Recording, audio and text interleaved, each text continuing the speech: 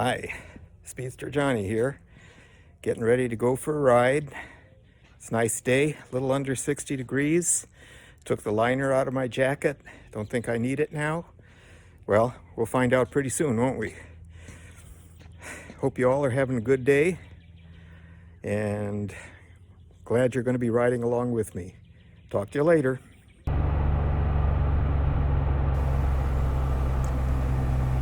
So, off we go again on another adventure. Out for another dose of wind therapy. And that is really good news. I'm feeling a little bit stir crazy because of isolating, not going to restaurants, social gatherings, and so forth. I'm sure all of you are feeling pretty much the same way.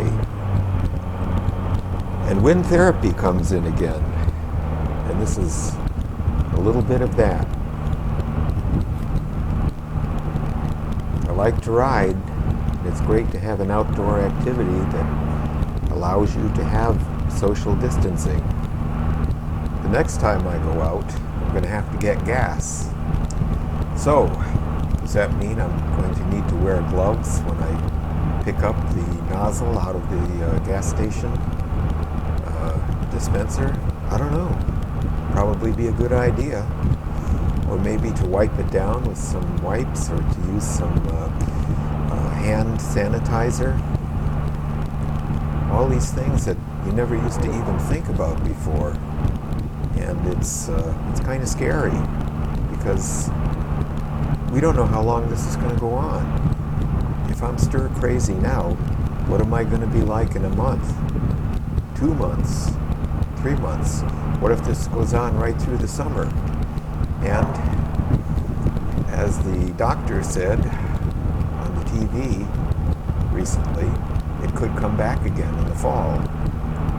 Will there be a serum that has been developed by then? Will there be other alternative treatments that will take care of us? I don't know. I really am not sure what to think at this point.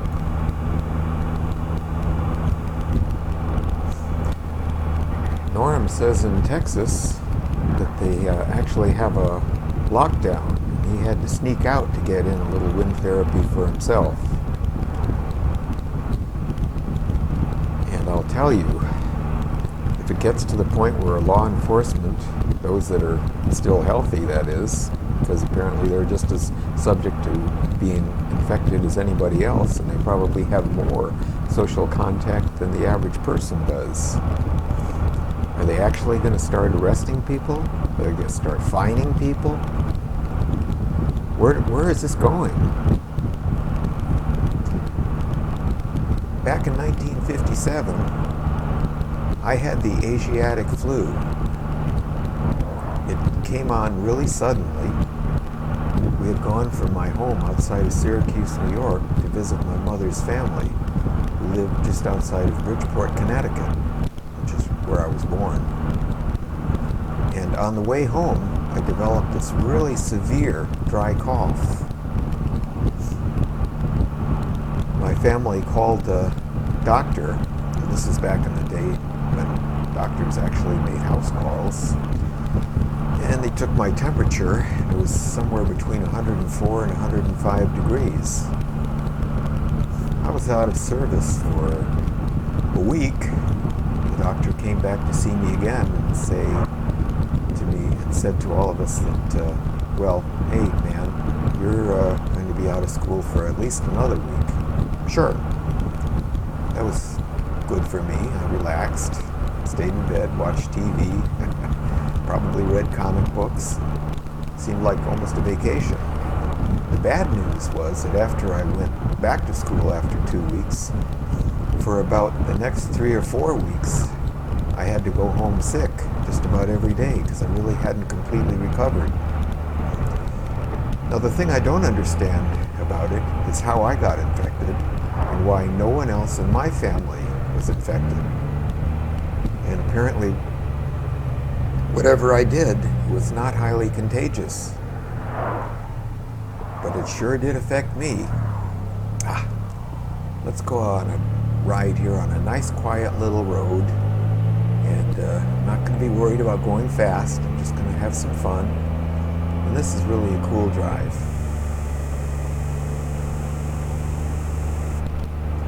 The road's got some pretty good twisties on it, and it's narrow enough and backcountry enough that there isn't even a center line, not to mention edge markers on the road, so you feel like you really kind of own it. And as you can see, there's not much in the way of traffic either. There's a big storage facility. I don't think I ever noticed that before. Razor wire on the top. I guess they really don't want anybody breaking into that place. It's almost like a prison.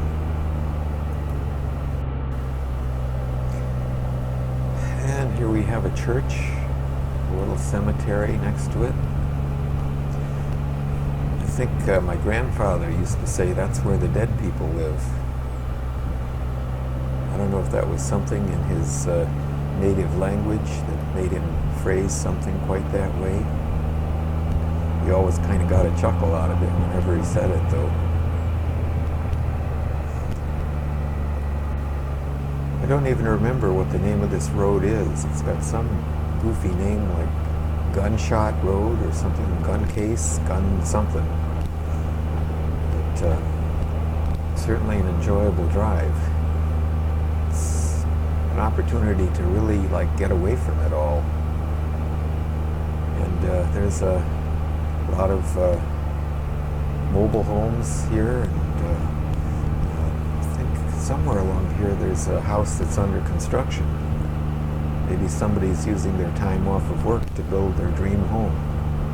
Could be. It's certainly a pleasant place to live.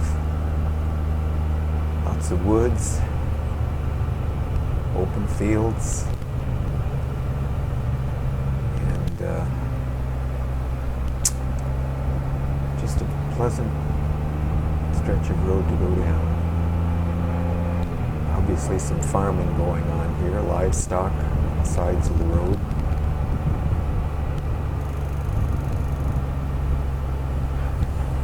This is kind of like the road not taken. When I turned onto it, what? Stop sign. Why is there a stop sign here? Seems kind of like overkill. I almost ran right through it, and at the last second I saw it. But anyway, usually when I take the turn off of Route 72, I turn to the right. You can get onto a road I've ridden many times. It winds up in Sweetwater, and that's a nice stretch of road too. But I think those of us that ride like to see something different from time to time, and this certainly qualifies as that.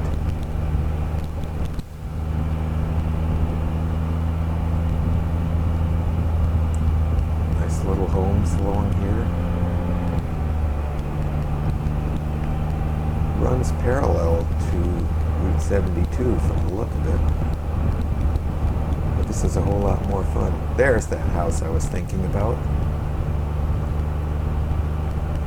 It certainly is a lot more fun. Now granted, I can't go 55, 60 or more miles per hour here. It'd be kind of foolish to, then I'd be missing out on the things that I really kind of like to take a look at.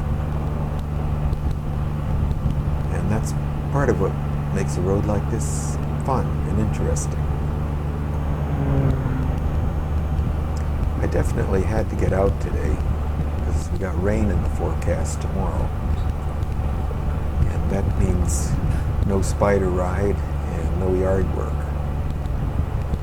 Boo to the first, yay to the second, if you catch my drift.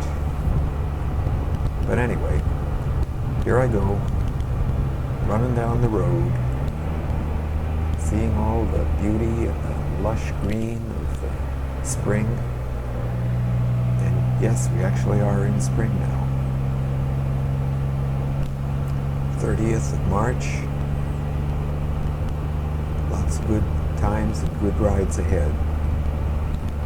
And I can't wait for a whole lot more. I actually took the liner out of my jacket.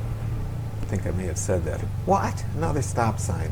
Why the heck is there a stop sign here? I think I'm going to go left, because this will connect me with Route 411, which is one of those what I call A to B roads. Not much fun, but it'll get you there. It runs in between Madisonville and Maryville, and it's 4 lanes, 55 miles an hour, and some enforcement zones where it's less than that. And yes, on Route 411 they do like to enforce.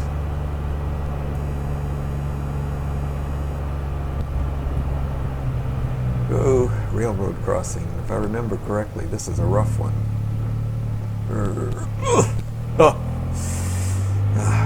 Good suspension on these machines. Well, I've blabbed on enough, I guess. So I'm going to say, ride safe, keep the rubber side down, the shiny side up. Speedster Johnny out.